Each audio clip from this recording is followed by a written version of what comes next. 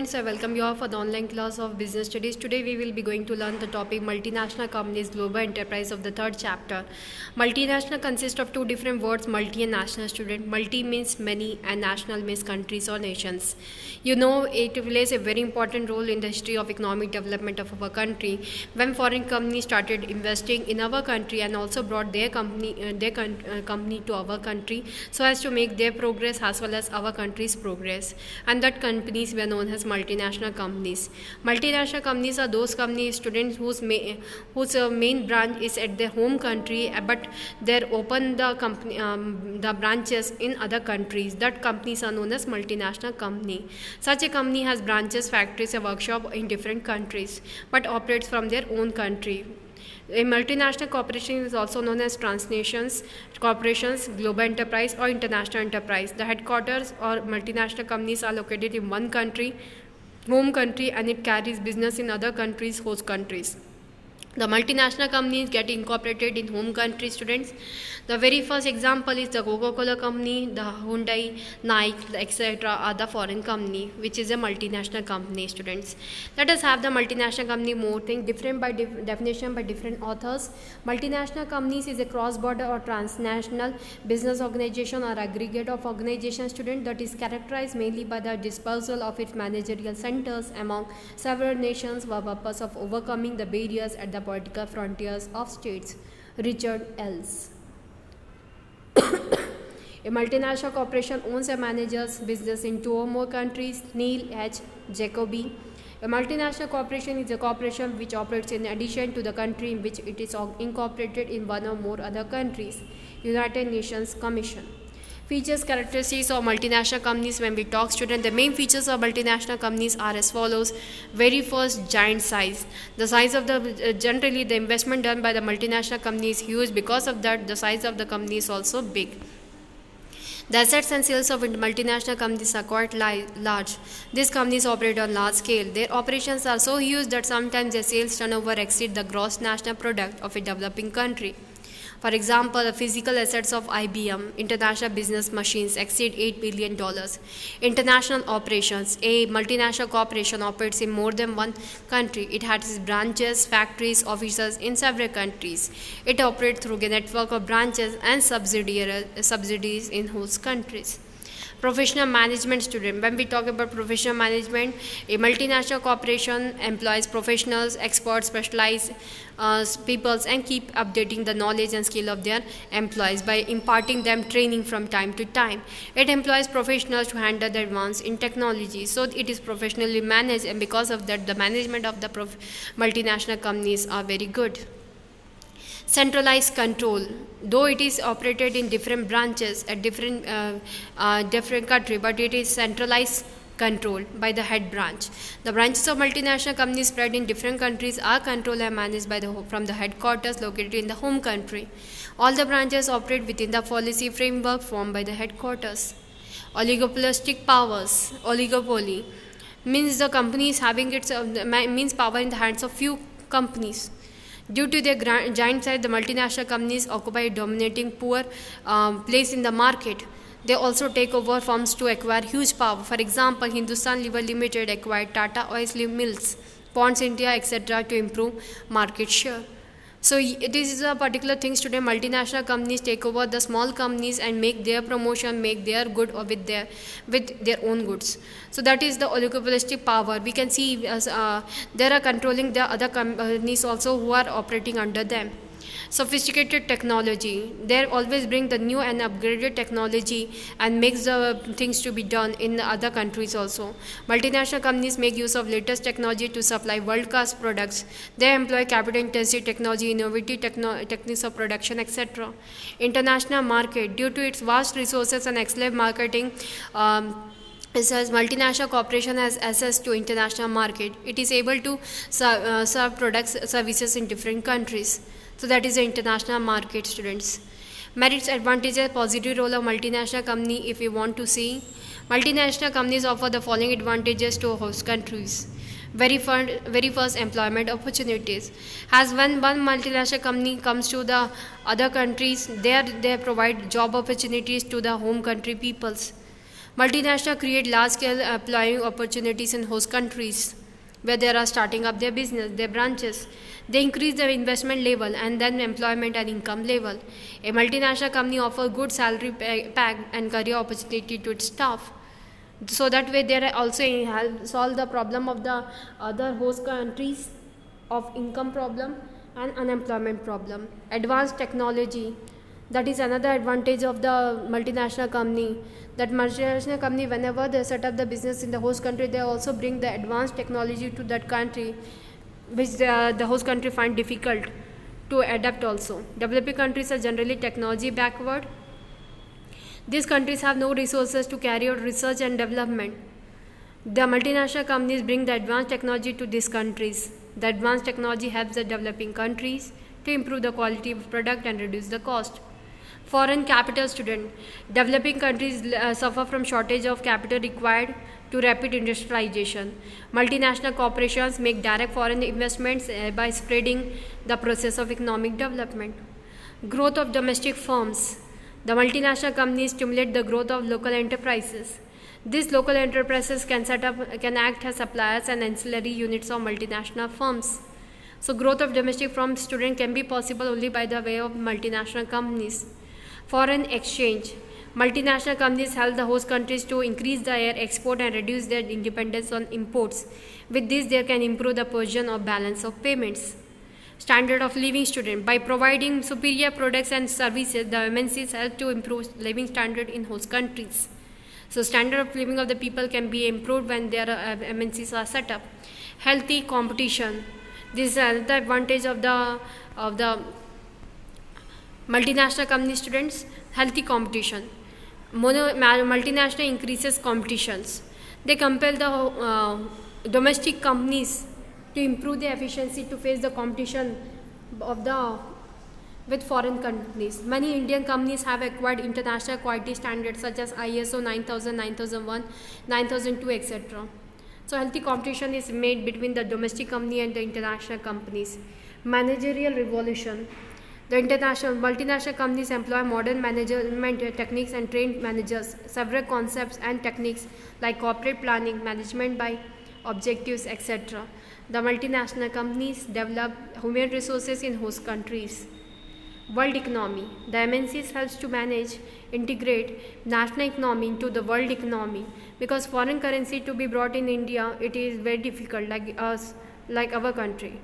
Same way for other countries who are developing, for them also foreign currency accumulation is very difficult. But when multinational companies comes, it makes easy to them to earn the foreign currencies. So multinational company help to integrate national economy into world economy. They encourage international brotherhood and cultural exchange between the nations. Benefits to the home country when we talk, students.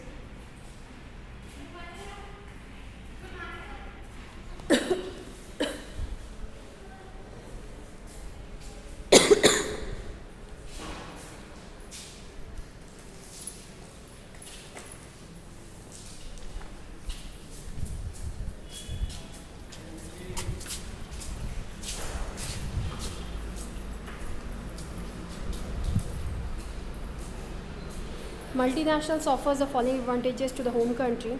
Whereas first, the home country can obtain raw materials and labor at comparatively lower cost. It can export components and finished products. It can acquire technical and managerial expertise of foreign nations. That are the benefits of multinational company to the home country. Demerits when we talk, student, negative role of multinational companies. These are the demerits. Very first, disregard of national objectives.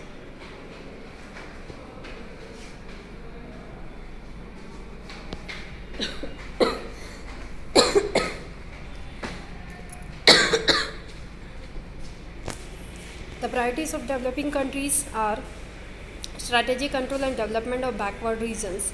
Whereas multinational companies do not give any importance to these objectives, the MNCs prefer to invest in profitable projects. They fail to solve the chronic problems such as poverty, etc. of the host countries. So the regional imbalance of the countries cannot be solved up with the help of multinational, because multinational companies are producing the products at such a place, at such a state where it is already developed things. so it doesn't helps in the progress of the undeveloped parts of the country. So that is about the disadvantage of multinational company. Obsolete technology, the technology which is brought by the multinational company to the host country is already outdated. They never brought the new and sophisticated technology to the host countries. The multinational companies generally transfer outdated technology to their collaborators in host countries.